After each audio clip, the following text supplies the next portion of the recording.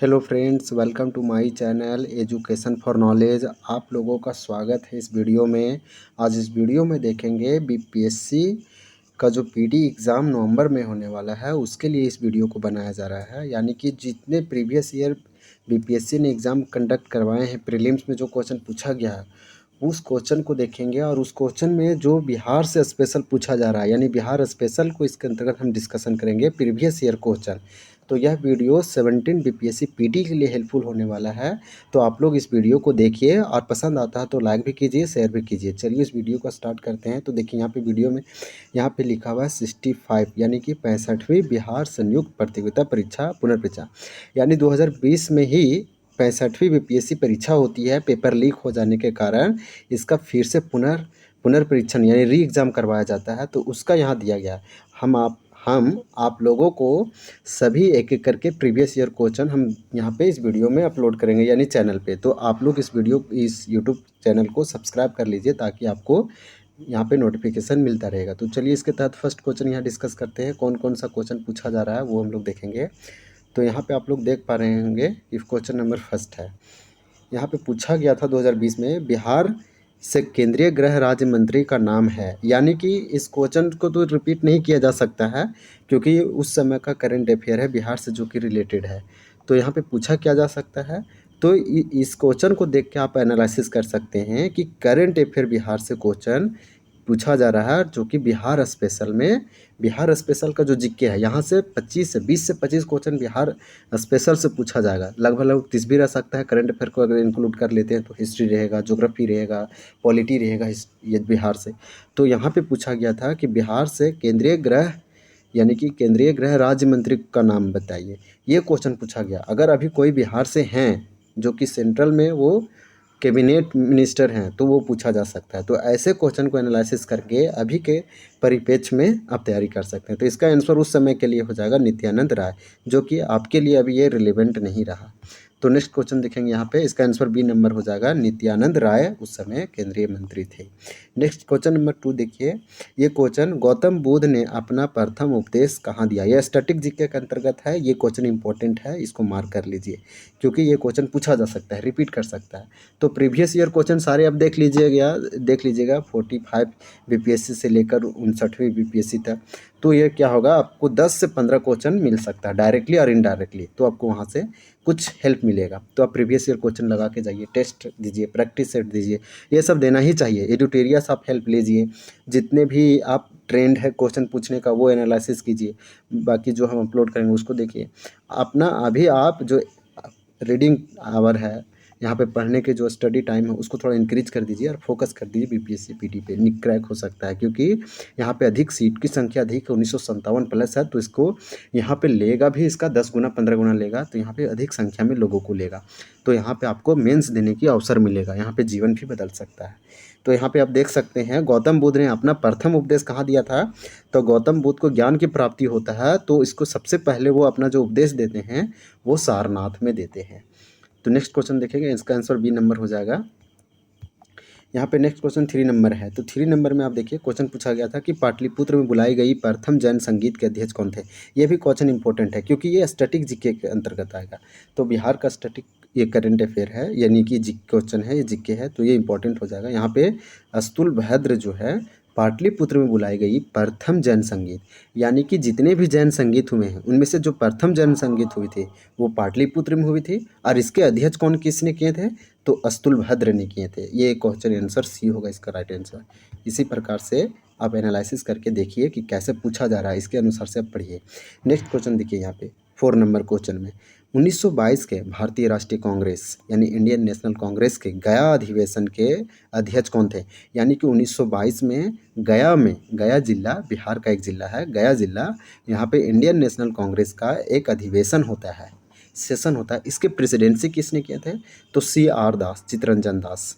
यहाँ पे नेक्स्ट देखेंगे तो इसका आंसर ए नंबर हो जाएगा। इंपॉर्टेंट है, ये पूछा गया, ये क्वेश्चन रिपीट किया था फिर पूछ दिया। ये 67वीं 68वीं पूछा गया क्वेश्चन है, और यहाँ 65वीं भी पूछा हुआ था। नेक्स्ट क्वेश्चन देखिए 5 number, question number 5। Question number 5 में अगर देखिएगा तो यहाँ पे क्या लिखा हुआ है, भारतीय राष्ट्रीय कांग्रेस के 1916 के लखनऊ अधिवेशन में किसने बिहार के नील उगाने वाले का प्रश्न प्रस्तुत किया। सिंपल है, 1916 में भारतीय राष्ट्रीय कांग्रेस, इंडियन नेशनल कांग्रेस का अधिवेशन होता है 1916, कहाँ पे, उत्तर प्रदेश के लखनऊ में होता है। तो किसने बिहार के नील उगाने वाले का प्रश्न प्रस्तुत किया? तो राजकुमार शुक्ला करते हैं। राजकुमार शुक्ला ही महात्मा गांधी को बुलाते हैं चंपारण, जो कि चंपारण सत्याग्रह का परिणाम आता है सामने। इस प्रकार से नेक्स्ट देखेंगे, ये भी क्वेश्चन इंपॉर्टेंट है। नेक्स्ट हम लोग क्वेश्चन देखेंगे, यहाँ पे क्वेश्चन नंबर 5 हो गया, हम लोग क्वेश्चन नंबर 6 देखेंगे। 6 के तहत देखिए क्वेश्चन नंबर 6 में क्या लिखा हुआ है। 6 क्वेश्चन नंबर में दिया गया है, किस शासक ने अपनी राजधानी पाटलिपुत्र में हस्तांतरित की थी? सिंपल क्वेश्चन है कि वह कौन सा शासक था जो अपनी राजधानी कैपिटल पाटलिपुत्र ट्रांसफ़र कर ली थी? तो वो उदयन था। उदयन एक ऐसा शासक था जो अपनी राजधानी पाटलिपुत्र को ट्रांसफ़र कर ली थी, यानी ये पाटलिपुत्र बनाए। अभी पाटलिपुत्र को पटना के नाम से जाना जाता है और पाटलिपुत्र को बसाया था, यानी कि पाटलिपुत्र शेरशाह सूरी से भी रिलेटेड है। इस अब हिस्ट्री पढ़िएगा तो आप डीपली जान पाइएगा। तो सिंपल है, पाटलिपुत्र को किस शासक ने अपना कैपिटल बनाया और फिर ट्रांसफ़र किया था? तो उदयन। आंसर इसका सी होगा। अब एक चीज़ और जान सकते हैं कि अब जो एग्ज़ाम होता है बिहार में बीपीएससी के लिए, तो पहले नियम था 5 ऑप्शन देने का, इनमें से सभी, इनमें से कोई नहीं। वो ऑप्शन को हटा दिया गया, अब 4 ही ऑप्शन दिया जाता है। लेकिन पहले नेगेटिव मार्किंग नहीं था, अब नेगेटिव मार्किंग है, यानी पढ़ने वालों को फ़ायदा है, जो तुक्का लगाते हैं उसको थोड़ा सा यहाँ पे घाटा होगा। नेक्स्ट क्वेश्चन देखेंगे, क्वेश्चन नंबर 7, बिहार के किसानों ने किस आंदोलन में चौकीदारी कर देने से इनकार कर दिया? क्वेश्चन अच्छा है, ये है, यहाँ पे जितने भी आंदोलन चल रहे थे, यानी कि मॉडर्न हिस्ट्री के अंतर्गत ये क्वेश्चन आएगा। तो बिहार के किसानों ने किस आंदोलन में, तो बिहार के जितने भी किसान थे वह कौन सा आंदोलन था जिसमें चौकीदार कर देने से इनकार कर दिया?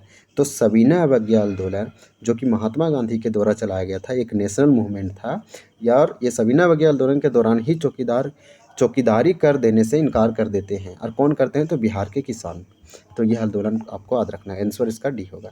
नेक्स्ट हम लोग देखेंगे क्वेश्चन नंबर 8, निम्न में से कौन सा बिहार के भूगर्भीय इतिहास में सबसे नवीनतम है? नवीनतम का मतलब होता है ये न्यूली है, अर्लियर, यानी कि अभी एक फिलहाल ही का है, ओल्डेस्ट नहीं है। ओल्डेस्ट मतलब ये पुराना नहीं है, नवीनतम बोला है।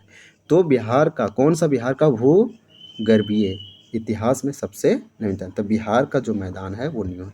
और बिहार का अगर आप देखिएगा बिहार का मैप, तो बिहार का जो बनावट है वो अधिकतर मैदानी ही है, लेकिन गंगा के द्वारा ये मैदानी भाग बना है, क्योंकि जो सेडिमेंट है, जितने भी लाया गया है सेडिमेंट्स, वो गंगा के द्वारा लाया गया और गंगा के नदियों के द्वारा लाया गया है, या फिर बोलेंगे कि गंगा की जितने भी सहायक नदी हैं उसके द्वारा यहाँ पे मिट्टी लाई जाती है। तो एक मैदानी भूभाग है, इसलिए वहाँ पे पॉपुलेशन अधिक है। अगर बिहार का देखिएगा तो बिहार का जो शेप है वो चतुर्भुजाकार है, या क्वाड्रिलेटरल के टाइप से, और इसके बीचों बीच से गंगा नदी जाती है, जो कि बिहार के दो डिवाइड करती है, एक दक्षिणी बिहार, एक उत्तरी बिहार। तो इस प्रकार से यहाँ पे देखते हैं बिहार का शेप जो है वो नाव के टाइप से है, यानी कि इधर भी ऊंचा है, इधर से नदी आती है ईस्ट साइड, और इधर भी क्या है, ऊंचा है, और बीच में गड्ढा है।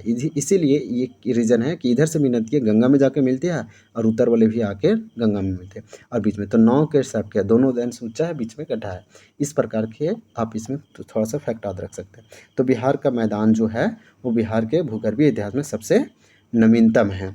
नेक्स्ट देखेंगे 9 नंबर क्वेश्चन, ये सब पूछा हुआ है 65 में।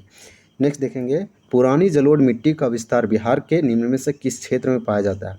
तो यहाँ पे हम लोग 9 नंबर क्वेश्चन से ये सीख सकते हैं कि बिहार को आपको बिहार की मिट्टी के बारे में स्टडी करना पड़ेगा, क्योंकि बिहार की मिट्टी से रिलेटेड क्वेश्चन पूछा जा रहा है, जो कि आपको 20 से 25 मिनट में ये वीडियो मिल जाएगा। आपको यूट्यूब पर सर्च कीजिएगा तो आप 2-3 वीडियो देख लीजिए, 1-2 टेस्ट मार लीजिए, ये टॉपिक कंप्लीट हो जाएगा। तो पुरानी जलोढ़ मिट्टी का विस्तार बिहार के निम्न से किस क्षेत्र में है? तो बिहार में बहुत सारे प्रकार की मिट्टी है, उसमें पुरानी जलोढ़, नवीन जलोढ़। पुरानी जलोढ़ मिट्टी को भांगर भी बोलते हैं, नवीन जलोढ़ मिट्टी को खादर बोलते हैं। तो पुरानी जलोढ़ मिट्टी क्या होती है वो समझ लीजिए। पुरानी जलोढ़ मिट्टी वो है कि बाढ़ के द्वारा नदियों के साथ जो सेडिमेंट लाया गया था और वो छोड़ दिया, और लेकिन फिर दोबारा वहाँ पे मिट्टी नहीं आई थी, फिर बाढ़ के कारण वहाँ मिट्टी दोबारा नहीं आती है, जमा हो गया और फिर नहीं आ रही है वापस, तो वह कहलाएगी पुरानी जलोढ़ मिट्टी, और बहुत ही उर्वरकता होती है, फर्टाइल होती है, यहाँ पे खेती अच्छा हो सकती है। तो सिंपल है, यह कहाँ है? तो पटना और गया।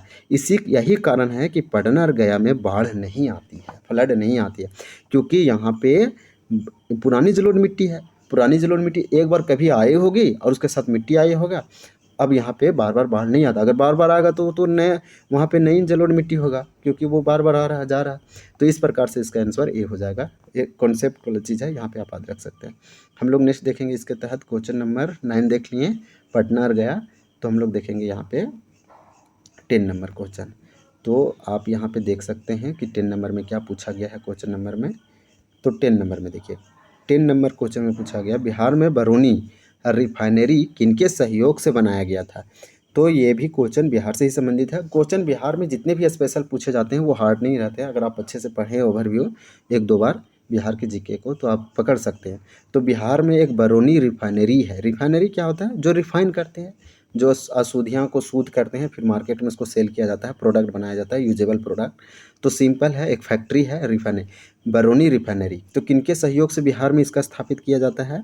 तो ये बनाया जाता है सोवियत रूस। सोवियत रूस कहने का मतलब तो USSR उस समय ये था। लेकिन ये 1991 में या 1992 के आसपास इसका विघटन हो जाता है और 14-15 नया नया देश बन जाते हैं।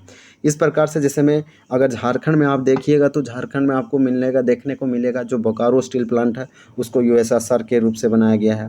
तो बहुत सारे इंडस्ट्री जो है वो USSR के तहत भारत में बनाए गए हैं, बड़े बड़े हेवी इंडस्ट्री ये सब। तो ये बरौनी भी जो है इसके तहत बनाया गया। नेक्स्ट क्वेश्चन देखते हैं, क्वेश्चन नंबर 11 क्वेश्चन। बिहार का प्रसिद्ध पशु मेला कार्तिक पूर्णिमा में आयोजित होता है। यानी बिहार का एक प्रसिद्ध पशु मेला है। तो मेला वाला टॉपिक भी आपको कंप्लीट, यानी मेला त्यौहार ये सब टॉपिक आप कंप्लीट करके जाइए। देखिए यहाँ से पूछा रहा है, तो बिहार का एक प्रसिद्ध पशु मेला है, यानी यहाँ पशु का मेला लगता है। और कब लगता है? तो कार्तिक के महीना पूर्णिमा के दिन में आयोजित किया जाता है। तो ये सोनपुर है। आप जानते होंगे सोनपुर का मेला बिहार में फेमस है और जो कि जानवरों के लिए है, पशु मेला है और बहुत ही फेमस भी है। तो सोनपुर मेला यहाँ पे याद रखिए। ये तो क्वेश्चन इजी था। आप एनालिसिस कीजिए कौन कौन टॉपिक यहाँ पे इंपॉर्टेंट है। दक्षिण बिहार में प्रचलित परंपरागत जल संरक्षण सिंचाई पद्धति कहलाती है। तो ये यहाँ पे देखिए, यहाँ पे नदी वाटर सिस्टम के तहत पूछा गया, या अफवाह तंत्र आप बोल सकते हैं, उसके तहत ये क्वेश्चन पूछा जा रहा है। तो इसका जो आंसर होगा यहाँ पे आहार पाइन होगा, आहार पाइन। यानी कि सिंपल है। यहाँ पे पूछा जा रहा है कि दक्षिण बिहार, तो बिहार का दो पार्ट है, उत्तरी बिहार दक्षिण बिहार। तो दक्षिणी बिहार गया, पटना, ये सब नवादा। तो दक्षिण बिहार में परंपरागत जो चलता आ रहा है, परंपरागत मतलब ट्रेडिशनल होगा, जो traditional water conservation irrigation system, तो वो था आहार पाइन। ये कैसा है? तो traditional water conservation irrigation system है, पद्धति है, मेथड है। तो इसका आंसर ये होगा, याद रखिए। कुछ ऐसा है, कुछ आपको याद रखना पड़ेगा, कुछ कॉन्सेप्ट का चीज़ रहता है। किस स्थान पर कोसी नदी गंगा नदी से मिलती है? क्वेश्चन इजी है, ये रिपीट कर सकता है, इंपॉर्टेंट है। कोसी नदी को बिहार के शोक कहते हैं क्योंकि ये मार्ग बदलती है। ये आती है उधर नेपाल साइड से निकलती है, 5-6 धाराओं में बैठ जाती है, उसके बाद विचलित होती है, अपने साथ मार्ग बदलती है। मार्ग बदलने के कारण कोसी नदी को बिहार का शोक कहते हैं, या सौरभ बिहार। तो कोसी नदी फेमस है। यहाँ डायरेक्ट क्वेश्चन ये पूछ देता है, पूछा हुआ भी है। तो गंगा में कहाँ मिलते हैं वो पूछ रहा है, तो कुर्सेला के पास मिलता है। यानी कि कुर्सेला एक स्थान है बिहार में, वहीं गंगा नदी में आके मिल जाती है कोसी नदी, जो बिहार से निकलती है। सप्तकोसी उधर बोलते हैं शायद, ये नेपाल साइड, उधर कोसी नहीं बोलते। फिर वो आती है, तो ये बिहार की साइड की है ये, यानी कि ये कोसी नदी जो है बिहार के उत्तरी बिहार की नदी है, उधर से आती है और इधर गंगा में मिल जाती है। 14 नंबर क्वेश्चन देखिए, यानी 14 नंबर का, विक्रमशिला गंगेटिक डॉल्फिन अभयारण्य बिहार के किस जिले में है? तो यहाँ पे आप देख सकते हैं इसका जो आंसर होगा, इसका आंसर ए नंबर होगा। भागलपुर में है विक्रमशिला गंगेटिक डॉल्फिन अभयारण्य, एक सेंचुरी है। इस सेंचुरी का नाम है विक्रमशिला गंगेटिक डॉल्फिन। सिंपल है। ये देखिए, बिहार में भारत की जो राष्ट्रीय जलीय जीव है वो गंगा डॉल्फिन है। और डॉल्फिन जो है पूरे भारत में, डॉल्फिन बहुत जगह नहीं, पूरे डॉल्फिन पूरी दुनिया में 4-5 ऐसे देश हैं, 4-5 ऐसे नदी है जहाँ पाई जाती है। उसमें से गंगा है, चाइना का यांगसी रिवर है, साउथ अफ्रीका के कुछ रिवर उधर है, अफ्रीका कॉन्टिनेंट साइड। तो इस प्रकार से बिहार जो गंगा नदी है भारत के भारत में जो गंगा नदी जितने भी 2525 किलोमीटर है, उसमें से मैक्सिमम डॉल्फिन बिहार राज्य में ही पाई जाती है। यानी कि अगर 100 डॉल्फिन है तो 100 डॉल्फिन में 60 से 70 डॉल्फिन बिहार में। एक तुम्हें आइए हम अनुमान से यहाँ पे आप एक अनुमान लगा सकते हैं, एक एग्जाम्पल के तौर पर बताए हैं कि अगर मान लीजिए 2000 है तो 2000 में से 1400 1500 इस तरह से सिर्फ बिहार में। तो यहाँ पे डॉल्फिन डे भी मनाया जाता है, यानी कि इसके संरक्षण के लिए रिसर्च सेंटर बिहार में बनाया गया है। तो सिंपल है कि Gangetic dolphin, Vikramshila Gangetic dolphin century कहाँ है बिहार में, तो भागलपुर जिला में है। इस प्रकार से इसको याद रखिएगा। यहाँ पे नेक्स्ट देखेंगे क्वेश्चन नंबर, सभी ग्रामीण परिवारों के लिए हर घर जल सुनिश्चित करने हेतु जल जीवन मिशन द्वारा किस वर्ष तक लक्ष्य रखा गया था। देखिए, एक करंट अफेयर के क्वेश्चन है, यानी 2020 में ये करंट अफेयर के क्वेश्चन पूछा गया था। यानी कि आप इस क्वेश्चन से ये एनालिसिस कर सकते हैं कि 17वीं बीपीएससी पीटी में बिहार के करंट अफेयर भी पूछेंगे। तो यहाँ पे आपको करंट अफेयर भी कुछ इंपॉर्टेंट करके जाना है, जो कि इम्पोर्टेंट है। तो यहाँ पे एक योजना आया था भारत सरकार के द्वारा, हर घर जल को सुनिश्चित करने के लिए जल जीवन मिशन, यानी कि जल जीवन मिशन के अंतर्गत हर घर जल पहुंचाने का एक लक्ष्य रखा गया था। तो ये कब तक टारगेट रखा गया था, तो 2024, यानी कि 2024 तक बोला गया था कि भारत में सभी गाँवों को हर घर जल जीवन मिशन के तहत हर घर जल पहुँचाया जाएगा और स्वच्छ वाटर। तो इसका आंसर डी होगा। नेक्स्ट देखेंगे क्वेश्चन नंबर, हम लोग यहाँ पे 15 हो गया, 15 के बाद 16 देखेंगे। देखिए, ये क्वेश्चन जो है ये आपको बजट से मिलेगा, इकोनॉमिक सर्वे से है। तो ये क्वेश्चन नहीं आ सकता है, क्योंकि यहाँ पे आप देख सकते हैं ये 2017-18 बजट और ये इकोनॉमिक सर्वे का है। तो अगर ये क्वेश्चन पूछेगा नहीं, ये अभी आप नए इकोनॉमिक सर्वे और बजट करके जाइए, वहाँ से आपको डायरेक्ट एक से 2 क्वेश्चन रहेगा। यानी कि ये तो पूछा ही जाएगा, जितने भी बीपीएससी हुआ है इकोनॉमिक सर्वे और बजट इसके लिए इम्पोर्टेंट हो जाता है। नेक्स्ट देखेंगे, यहाँ भी 2018-19 में बिहार का कौन सा जिला अस्थिर कीमतों पर 3 सबसे समृद्ध जिलों में एक था। ऐसे ऐसे क्वेश्चन पूछते हैं, आधारित वर्ष 11-12 रखा गया है। तो यहाँ भी क्वेश्चन जो है वो प्रति व्यक्ति आय के अनुसार पूछ रहा है। तो बेगूसराय था, ये आप याद रख लिए, लेकिन ये सब नहीं पूछेगा क्वेश्चन, ये सब को आप इग्नोर कर दीजिए, ये आप न्यू पढ़ लीजिए। नेक्स्ट क्वेश्चन देखेंगे 18 नंबर, बिहार में 18 ये भी क्वेश्चन रिमूव करते हैं, ये सब इकोनॉमिक सर्वे से पूछा जा रहा है। बिहार में मोटे अनाज की कुल उत्पादन लाख टन में है, इसकी विकास दर 17-18 इतना था। तो ये भी नहीं पूछा जाएगा, ये इंपॉर्टेंट नहीं है। क्यों नहीं है, क्योंकि ये सब बजट से है, इकोनॉमिक सर्वे सारे पुराना हो गया डाटा, तो ये नहीं पूछा जाएगा। करंट अभी 2024-25 चल रहा है, तो 23-24 का हो गया, 24-25 का, ये सब पूछा जाएगा, ये सब आप पढ़ लीजिए करंट में। बिहार में सामाजिक विकास को बढ़ावा देने में जीविका ने अभूतपूर्व सफलता हासिल की है। सितंबर 2018 तक गठित स्वयं सहायता समूह की अनुमानित संख्या थी, ये करंट अफेयर है, 8 लाख समथिंग था, 8,17,000 था। इस प्रकार से इस टोटल इसमें 20 क्वेश्चन है। अगर 1-2 क्वेश्चन और है तो उसको भी देखते हैं। क्वेश्चन नंबर 21 में दिया गया है कि जमशेदपुर लेबर एसोसिएशन की स्थापना 1920 में किसने की थी। यहाँ पे एक फैक्ट ये है कि जमशेदपुर लेबर एसोसिएशन की स्थापना 1920 में की गई थी और एस.एन. हल्दर ने की थी। ये क्वेश्चन को याद रखिए, ये झारखंड से थोड़ा सा रिलेटेड क्वेश्चन है, ये पूछा गया। 22 नंबर क्वेश्चन देख सकते हैं। 22 नंबर को, किसान क्या करे, किसने लिखा। एक बुक है किसान क्या करे। तो किसान क्या करे, किसान के लिए सबसे जो अधिक व्यक्ति थे, नेशनल लीडर थे, वो स्वामी सहजानंद सरस्वती थे।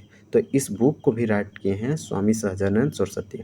आपको ऑप्शन के थ्रू भी, अगर ये नहीं पढ़े हैं तो ऑप्शन के थ्रू इसका आंसर पहुंचा जा सकता है। किसान क्या करे कौन लिख सकते हैं, जो किसान से अधिक एक्टिविटी किए हैं। तो किसान से रिलेटेड नेता कौन थे, स्वामी सहजानंद सरस्वती। तो इसका आंसर भी यही होगा। नेक्स्ट क्वेश्चन इसमें हम लोग देखेंगे, ये हम लोग देख लिए। लास्ट क्वेश्चन ये है, लास्ट क्वेश्चन आप देख लीजिए। यहाँ पे क्वेश्चन है, पटना युवक संघ की स्थापना हुई थी। पटना युवक संघ की स्थापना कब हुई थी। सिंपल क्वेश्चन है, डाटा है, इसको याद करना पड़ेगा। 1927 में पटना युवक संघ की स्थापना की गई थी। इस प्रकार से ये वीडियो एंड होता है। इस वीडियो में टोटल इतना है, इसका आंसर ये है, आप देख सकते हैं, लेकिन हालांकि हम आपको सारे बता दिए हैं। तो इस वीडियो को आप एक देख लीजिए, यहाँ से भी क्वेश्चन रिपीट हो सकता है। जितना भी प्रीवियस ईयर आप करके जाते तो आपको आइडिया लग सकता है कि कहाँ से पूछा जा रहा है, एनालिसिस कीजिए। और अगर ये वीडियो पसंद आया तो लाइक कीजिए, शेयर कीजिए, कमेंट कीजिए। आप चैनल पर बने रहने के लिए सब्सक्राइब कीजिए। और फिर अगर बस इतना ही है, हम एवरीडे इसमें अपलोड करेंगे। Thank you for watching this video.